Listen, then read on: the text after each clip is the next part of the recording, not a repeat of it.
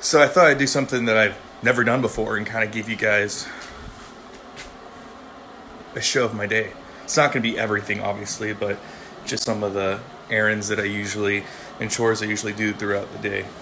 So in the mornings, I usually give Kova food. We have 10 quail eggs in there with 2 cups of dry kibble. So yeah, we've got 10 quail eggs in there. And usually, you know, she eats mostly a raw food diet, but with the huge want of quail, chicken, pork, other livestock animals that we have, you know, the need's been overwhelming. People have been requesting it, so we've decided to kind of go back to half kibble, half raw food, or just what we produce here on the homestead. So we produce about 30 or so quail eggs a day. So it's nothing to give her, 20. We're probably going to give her 20 quail eggs today, mixed in with her, her dry food. So that's good because it cuts down on the cost of feeding, a large 140-pound mastiff dry food, because she can eat easily, 8 cups of it a day, no problem. I mean, you can see she's not fat at all. In fact, she's very, very fit. I kind of wish she'd gain a little bit more weight, but, she's strong, sturdy. She's like, "Dad, why are you recording me?" Yeah, she is a very healthy mastiff. So I'm pretty sure Kova is ready for her breakfast this morning, and I'm also sure she's ready for, everybody to not want, livestock animals anymore, so she can go back to eating 100% raw. So I'm sure she's excited for both. And again, that's what's great with being a food producer and not being a prepper. When you're able to produce something, you're not liquidating your assets.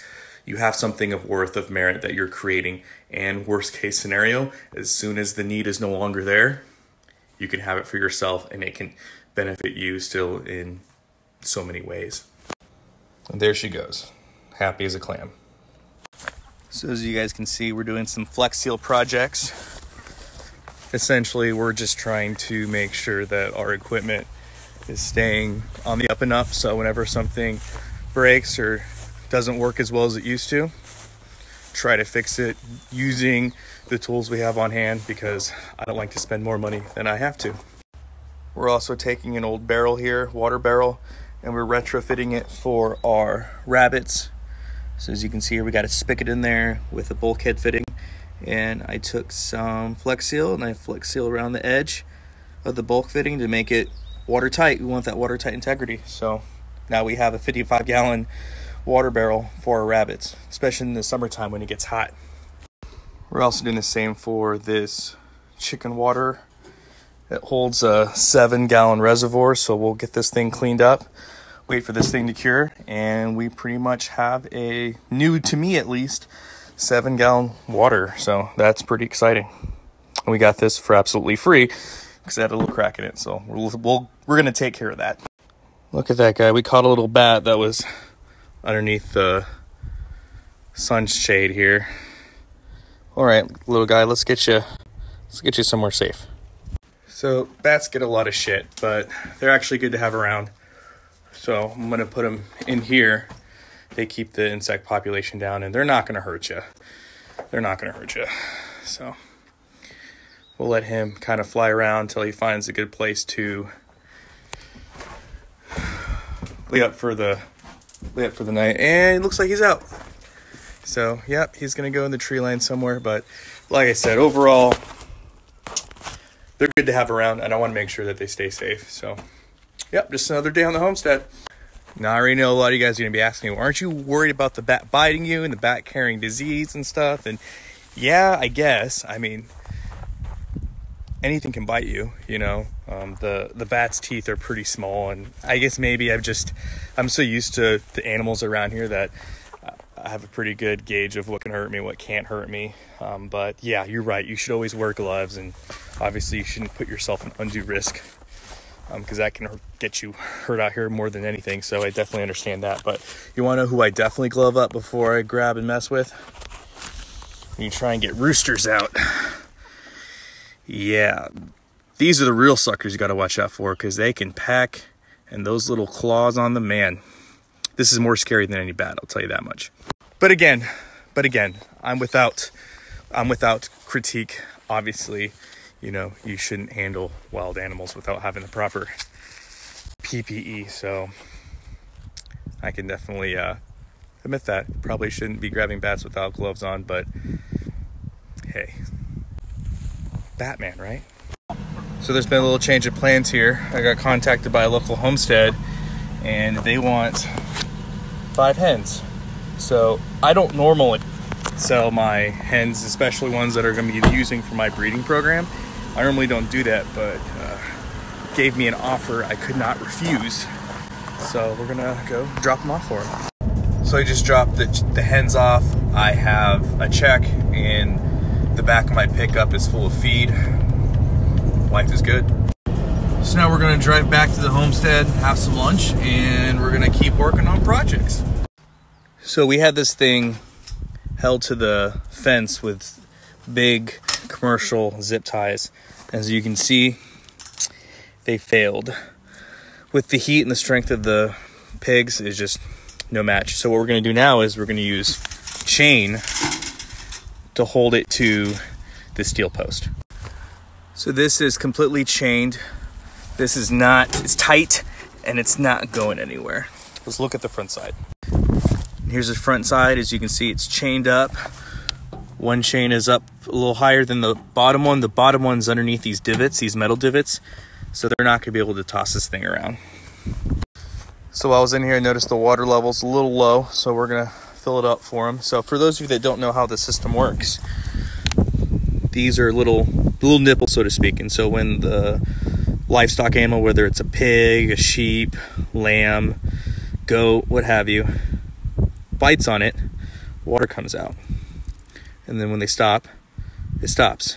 So I built this setup DIY about a year ago, and it holds up perfectly. I mean, this has been a great system, super cost effective, and you can set this up as a rain catchment system, or you can do what I do and just throw a hose in there, fill it up, and once it's filled up, put the top back on, and there you go. That's all she wrote. Hosing the pigs down. They love it. They're sleeping under the apple tree for a little bit of shade. And whenever apples fall, they get a little snack too.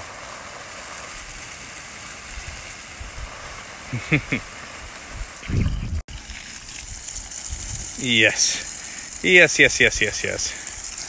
What a great day to be a pig, huh? So I'm feeling like a little snack, so let's eat an apple. Does it get any fresher than this? It tastes so good. I love this. He's looking at me like, are you gonna give me some of that?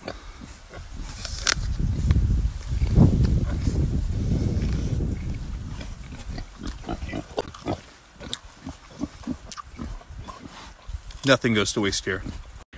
So for me, what I do is I take Gatorade bottles like that and I freeze them. Once they're frozen, I put them in their cages. There you go. Off-grid AC for your rabbits. Another thing I like to do is pop in here and check out my incubators, making sure they're doing good, and everything seems to be doing well. There's 144 quail in here, about 50 chicken eggs in here, so I like to stop in every once in a while I'm outside just to make sure the temperature levels, humidity levels are good, make sure there's no alarms going off. So yeah, because I can tell you right now, I'm completely sold out on chickens and quail, and I just, people want them and the demand is so high I can't keep up with it. Here we have the chickens and dogs. So I'm making this their new coop, so we're gonna be doing a lot in here, but for now this is just gonna be the basic setup.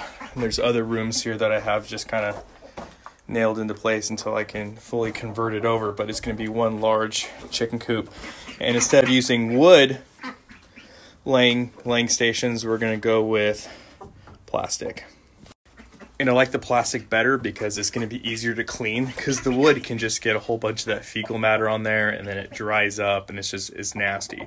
At least with the crates there, the plastic crates, they're super cheap. they're held up with zip ties. So if I need to cut them and clean them, pressure wash them, let the sun dry them out and disinfect it using UV rays, that's what I'm going to do. So I'm wanting something that's a little bit more hygienic than my last setup. So that's how we're going to go about it this go around. So me in all my glory a couple weeks ago, I broke this tractor right here because my fat body decided to rest my hand on this, and yeah, I broke it. And also the zip tie right here broke on it. So we're just going to do a quick patch job and get it all fixed and usable again. And just like that, with the zip tie and a couple screws, got it back and fully functional again. So I just got a text message from a repeat customer, and he said that his hatch rates were really, really good. So he wants 144 quail eggs from me now. So we're going to hook them up. So we got some eggs in there. We're going to collect. So we have 12 quail eggs in here. And then in here we have ones that we're not going to be using for incubation because of obvious defects. It's still pretty early, so the quail are going to lay some more eggs. So I'll come back later to collect the rest of them. On average, I get between 25 to 30 eggs a day. So yeah, we'll come back a little later and we'll get the rest of them. And for now, we will get these stored properly. And like I said, nothing goes to waste here on the homestead. So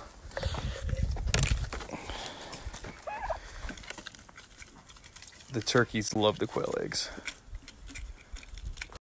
So we got 1 dozen down, 11 more to go. And so like we do with everything else here on the Millennial Homestead, we're just reusing the same egg cartons that I got yesterday for the chickens that I'm incubating today. So we like to reuse and recycle here.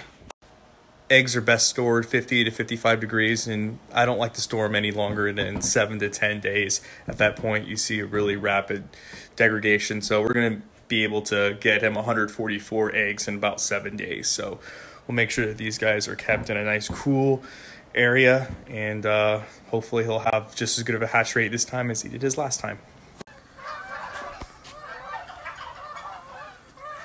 So the day is coming to an end. We're gonna have some dinner and hang out as a family. We definitely got a lot accomplished, and it's been a good day. So there you have it. Stay tuned. A lot of the projects that I've been working on today are going to be their own videos. They're going to have more detail and kind of show you the process of what I was doing. So stay tuned for those. That should be pretty exciting. And as always, guys, as always, long live the Republic.